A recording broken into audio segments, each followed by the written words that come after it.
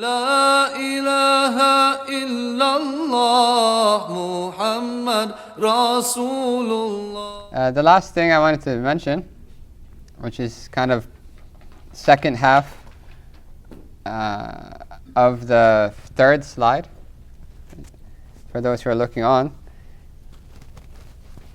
has to do with certain prophetic advices, as well as an importance of fiqh, to learn fiqh in regards to business. So Allah mentions in the Quran, and this is in Surah An-Nisa, verse 29, that, O you who believe, do not consume your wealth amongst yourselves, except that it be a transaction of mutual content between you two. So this is the basis upon which the jurisprudence regarding business transactions is based on, right? That a mutual contentment. So that which would invalidate a proper business transaction would most likely is something that would lead to argumentation, or something that could lead to a discontentment between each other.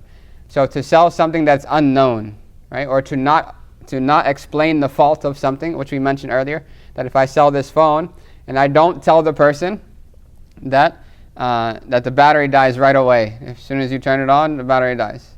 If I don't tell them that, then them not knowing that would lead to argumentation between us. So that would not be what the Prophet said in the first hadith, bay'un mabrur, a blessed transaction, meaning a transaction which is rewarding from Allah subhanahu wa ta'ala. Also, in regards to fiqh, it could be invalid and sinful. So, and in the Sharia dictates that a person who buys something and they find that thing has a flaw that was not told to them if you said as is, okay, then that's up to them to investigate how the thing works. But if you did not say as is, and you said, or you made a claim, right, about this phone, and they found that it was not as they expected from what you described, or they found that there's a flaw that you didn't tell them about, they have an option of returning it, right? It's not like that you get reward for accepting their refund. It's obligatory for you to refund it for them, right? So there's certain specifics, and these are things that we are responsible to learn, as the Prophet ﷺ said, seeking knowledge, sacred knowledge, is obligatory on every believer. And which part of that knowledge is obligatory? That which is individual obligations. So everything that is obligatory specifically on me is obligatory for me to learn how to do that properly. So, for instance, salat, right? There's no excuse for me to not know how to pray salat. It is the responsibility of the parent to teach the child prior to them reaching the age of maturity. But if the parent did not teach the child, then from the age of maturity, it's the child's responsibility to seek knowledge in order to learn that thing. So prayer, how to fast, how to do zakat.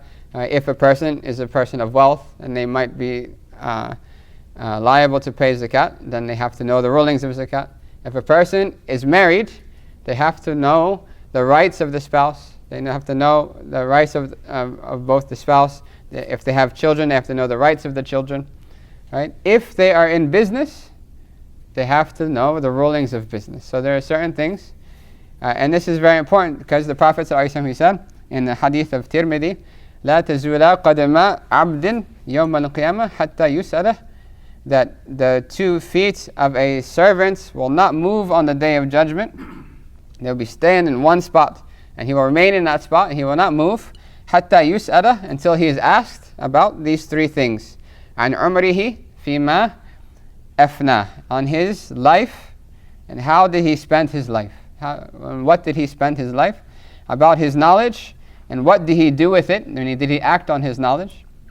Right, so it's not just enough to know, but to apply as well. And then about his wealth.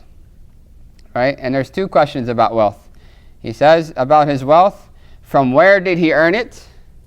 And in what did he spend it? Right? So both of those. So we have to learn what Allah wants from us in regards to business, and in regards to how to earn, and in regards to how to spend. Right? So somebody might earn from halal, but spend it on haram. Or a person might earn from haram and then try to use it for halal. And the Prophet ﷺ, and this is very dangerous, because the Prophet ﷺ, he said, he described a man, and he described a person, and all of the description of this person are qualities that that normally that person's dua will never be rejected. So he said, Rubba ash'atha, that there is a man who is disheveled, right? He's broken. He's already in a state of humility. He's disheveled. He's dusty. He's got dust all over him. He's traveling, right? Yaturu safar. And we know the dua of the traveler is accepted. Right? He's traveling. He raises his hand, which is one of the etiquettes of the dua. Right? Sayyidina Umar said that the Prophet ﷺ will never put his hands down from raising after dua until he first wiped his face. Right? So the sunnah dictates that to raise the hands like this, and this is a bit off topic, but it's a benefit, parallel to the sky, and that's how the Prophet made dua. He would raise his hands. That this person, he's disheveled, he's dusty, he's a traveler. He raises his hands, proper etiquette of dua. He says, Ya Rabb, Ya Rabb, Ya Rabb. And the Prophet ﷺ said that another hadith, that a person doesn't say Ya Rabb, Ya Rabb, Ya Rabb 3 times, except Allah says, ask what you want and I'll give it to you. Right? So he says, Ya Rabb, Ya Rabb, Ya Rabb. So all of the conditions of a proper dua are fulfilled, but the Prophet says that his clothing is haram, that his nourishment was from haram, that his wealth is haram, his clothes are haram, and he was nourished with haram. How will his dua ever be accepted? Right? And I mean, it's far-fetched that his dua would ever be accepted. So no matter having all of the qualities of a proper dua, a person whose dua would definitely be accepted, because of his earning from haram, he put himself in a situation where nothing of his, no dua will be accepted. Right? And the Prophet ﷺ said, لا يدخل الجنة جسد غذي بالحرام, that the person whose body is nourished by haram will never enter into paradise. So this is why the women used to say to their husbands before they send them off to work, that we can be patient with hunger, but we cannot be patient on the fire. Do not bring home haram money. Right? Don't do, and there's a situation, say that Abu Bakr, radiallahu anhu, that he had an assistant or a servant, and the servant would bring him food. Every time the servant would bring food, Abu Bakr would ask. But because this day he was very hungry, he didn't ask, he ate. So the servant was kind of amazed, why didn't you ask? So he asked him, why didn't you ask me? Usually you ask, why didn't you ask today, where did I get this food? So Abu Bakr said, okay, where did you get the food? Now it's already eaten. Right? He said that before I became Muslim, I used to be a soothsayer, right? Like a fortune teller. And this certain people that I did fortune telling for, they still owed me money, and today they paid me for that task, that job of fortune telling that I did for them. And with that money, I bought the food that I fed you. Immediately Abu Bakr, he took his finger and he put it down his throat, and he started to try to remove the food. And he couldn't get it out, so he'd drink water, and he would do it again, and remove the food, and drink water until it all came out. And the person said, you're going to kill yourself. He said, even if I have to kill myself to get this out of me. Right? So they were very, very specific that the money that was haram money was not used to buy the food that they were eating. And even Sayyidina Ali, he would say that I would not eat a single piece of bread until I know who planted the seed, who cut it down the crop, who ground up the wheat, who cooked it, who baked it, and who gave it to me. Until I know all of that, I won't eat it. Right? He was very cautious. We're not saying that is obligatory on everybody. Right? That's not obligatory on everybody to push themselves to that level, but just to show importance of the source of the wealth will dictate a lot of the other things within the family. Right? So he says that a person will be asked, where did they earn it and how did they spend it? And then Sayyidina Umar ibn Khattab radiallahu anhu, when he was the Khalifa, he said that nobody can enter our souk, our marketplace, nobody can do transaction in our marketplace who hasn't learned the deen, who hasn't already studied the rulings of business transactions. And in another narration, he says that nobody is allowed in our souk, in our market, who has not learned a business transaction, because that person will consume usury whether he wishes or not. He doesn't know the rulings, he will fall into it. He certainly will fall into it. Imam Ali radiallahu anhu, he says that whoever does business without learning the deen, then he will be dragged into usury, and then dragged again, and then dragged again into usury. So there are certain rulings regarding to business. There are certain things that are halal, and there are certain things that are haram, and there are certain things that are recommended, but not that a person is not obliged to do. But if a person goes into, especially those who are buying and selling specifically, when it comes to labor and services, it's a little less, but also there are certain etiquettes that if a person doesn't know what is halal in regards to transaction, what is halal as far as them calculating their zakat, right? Because the merchandise that a person has and intends to sell it is also considered zakatable, if you can say that, right? That you're liable to pay zakat on that thing as well, the value of that. So if a person doesn't know that, then even if their intentions are good, they will be disobeying Allah. They will end up falling into something which will take them away from Allah, which is what we don't want to do if we're trying to make our work is worship. And then just to go over the last few things on here, the prophetic etiquettes. So first and foremost of the etiquettes of the Prophet ﷺ is to learn the deen. In general, specifically if somebody is going to do business, to learn about business as well. Right? And ignorance, not knowing, is not an excuse for anybody except for two people. In our deen, only two people have a right to say, I didn't know, and they're temporary excuses. One is a person who just became Muslim. They took Shahada yesterday, and now they're Muslim. They're not going to know a lot of things. So, as it takes them time to learn, they're excused to the portion but they're obliged to make effort to try to learn. Second is a person who lives in a place where they're completely cut off from scholars, from any source of knowledge. Besides those two people, nobody has an excuse to say that I don't know. Right? So, proper intentions and knowledge, we go into work with that. Other than that, the Prophet ﷺ gave us a few etiquettes in general. First, he says here, trust in Allah, right? To make tawakkul on Allah subhanahu wa ta'ala. The Prophet said, if you were to have trust in Allah the way that He deserves to be trusted, He would provide you like He provides the birds. They leave by morning with an empty stomach, and they return by night satiated, full stomachs. It does not negate your trust in Allah that you take the means. Actually, it is proper etiquette with Allah that you take the means. You don't just wait. Because if a person were to sit and not do anything, yes, the provision that was written for them will come to them, whether they try for it or they don't. But how disrespectful is that to Allah? To just sit and expect Allah to bring you everything. It's like somebody's sitting and expecting somebody to serve them instead of going up and giving their own plate. Right? You have a buffet, right?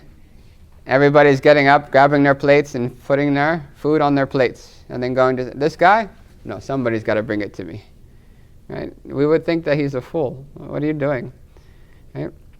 So it is proper etiquette with Allah that we take up the means. And for those who have financial obligations to other people, they have to take up the means. They have to, and it doesn't negate their trust, but what they should have trust on is Allah and not trust on the means. Right? That, I got this job, I'll definitely be provided now. No, Allah will definitely provide me, and this is just the means. Right? Second is contentment. A lot of the things that people that take people away from a relationship with their deen, a relationship with Allah subhanahu wa ta'ala, is because they want more. So it's a type of greed.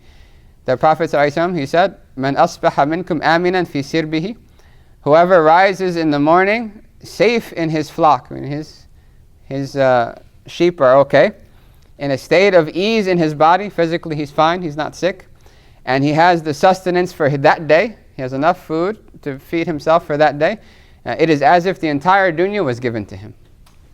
Right? So I mean, that is more than enough for him. A person should have that which will take care of his needs, his upcoming needs, expected upcoming needs.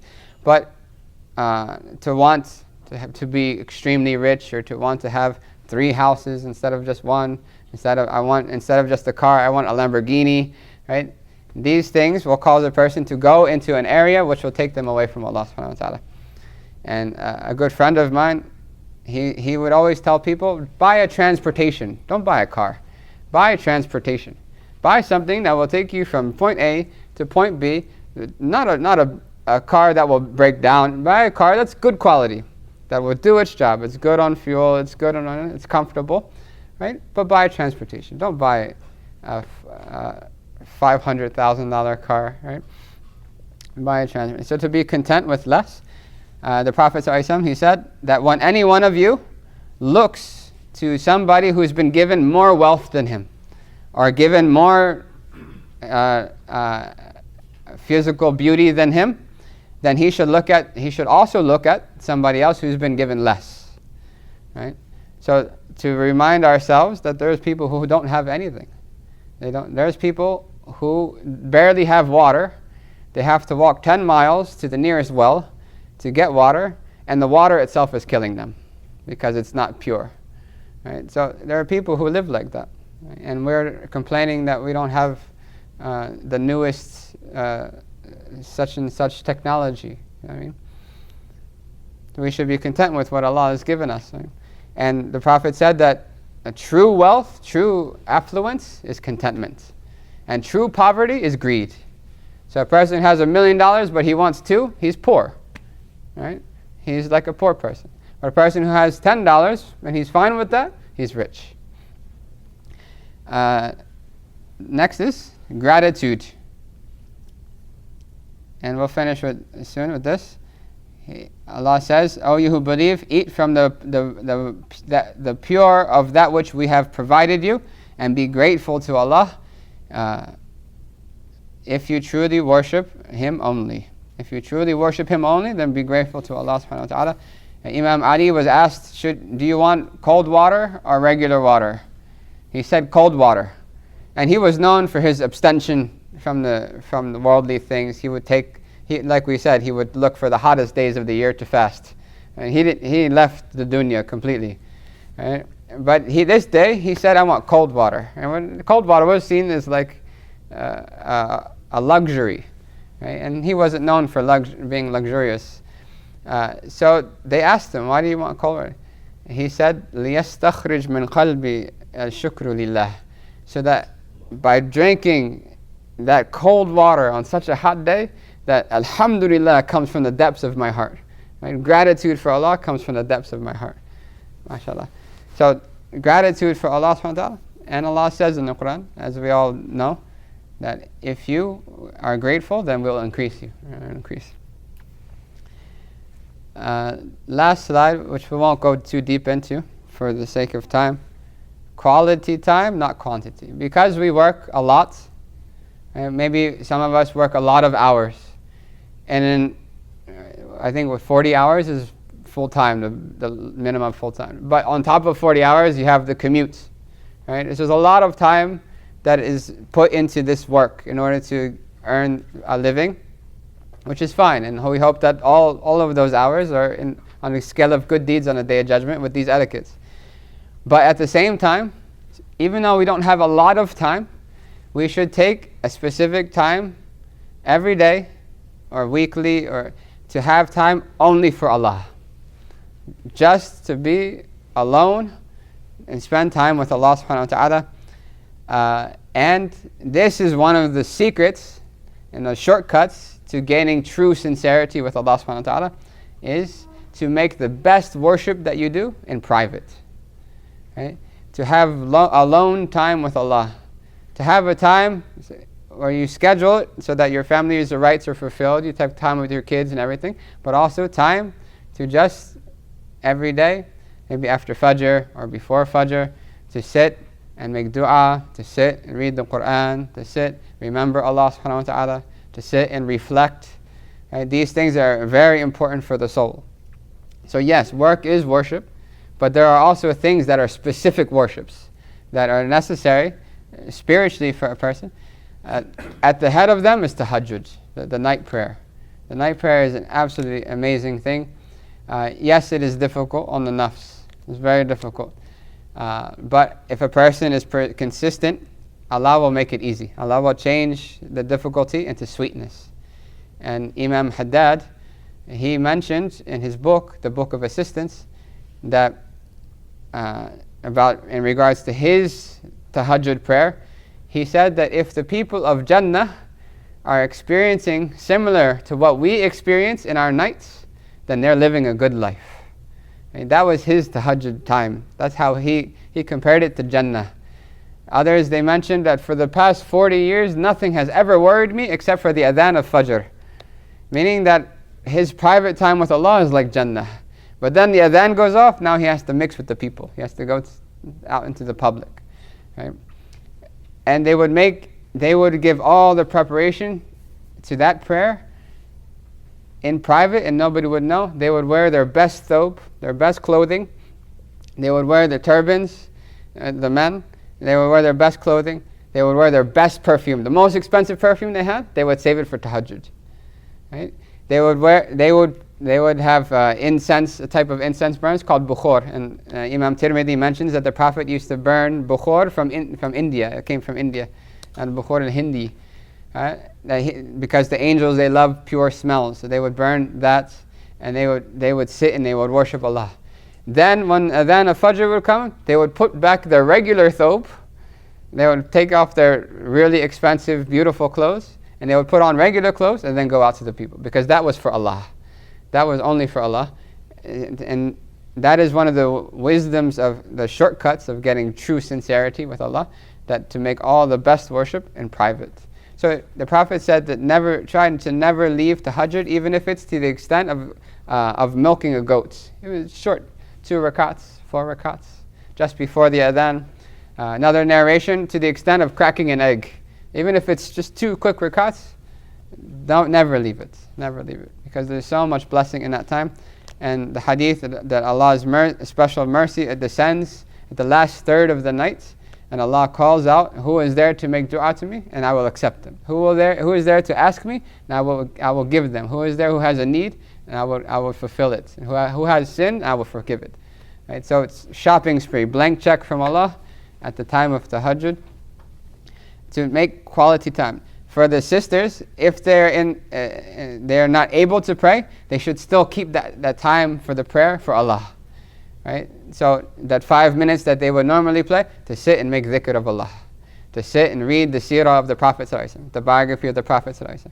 To sit and ponder, to sit and make dua. These times it's almost like the breakfast, lunch and dinner of the soul. Right? Just like we wouldn't skip a meal for our body, we should not skip a meal for our soul. Right? So even though we don't have a lot of time, but we should make the time that we have with Allah quality time. The time that we have with our families, also quality time. We might not have a lot of time for our children, but quality time with our children is very impactful. But to be with the children and also to be on the phone at the same time, that's not quality time. Right? If we were sitting in a meeting and somebody's like this, I would feel disrespected. The children, they intuit these things, that you're not giving me your full attention. They understand these things. The spouse also, they understand that you're not giving me full attention. So quality time. So in intentions, it is worship.